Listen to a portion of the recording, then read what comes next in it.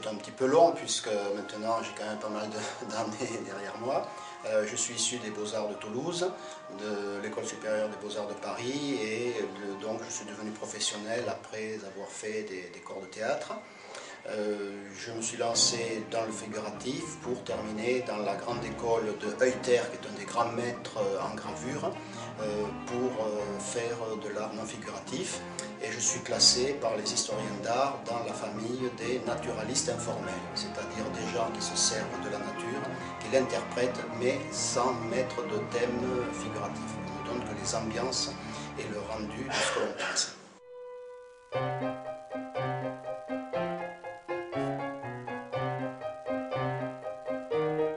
Alors, les techniques, lorsque je fais des tableaux, comme il y en a deux d'exposés ici, c'est d'abord de l'acrylique, car l'acrylique permet de faire un support qui sèche très vite et qui est très solide.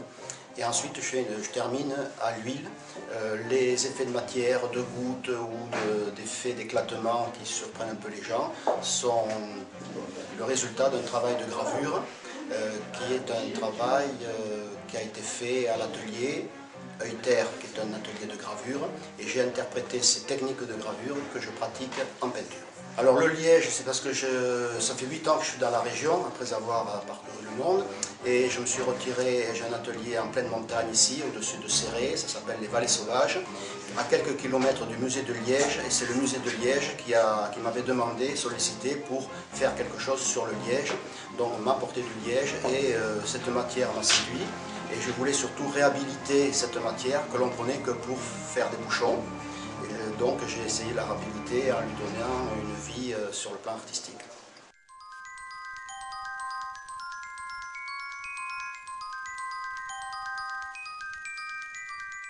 Je ne la connaissais pas, c'est mon ami Lou Florian avec qui j'ai exposé déjà dans des salons il y a 3 ou 4 ans, qui m'a fait part de son vœu que je figure dans l'association. Donc je lui ai dit que je venais dans l'association, un petit peu réticent au début car je ne suis pas trop pour les associations et les salons amateurs.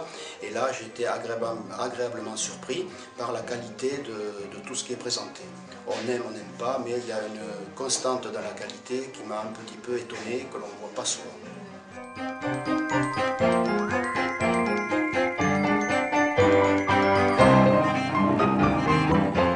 Ce que j'attends du public, je n'attends, on ne peut pas dire quelque chose du public, c'est plutôt moi qui donne au public. J'ai une vision, je ressens des choses, je vois des paysages d'une certaine manière et je les traduis en tableau. D'ailleurs, je ne donne jamais de titre car faisant un art non figuratif, je veux que les gens pénètrent dans le tableau et chacun trouve sa propre image et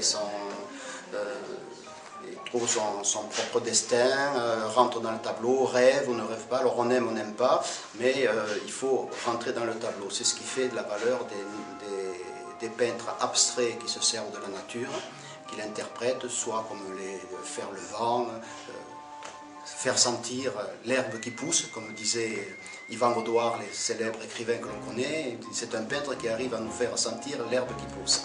Et il a bien défini un petit peu le but de ma recherche.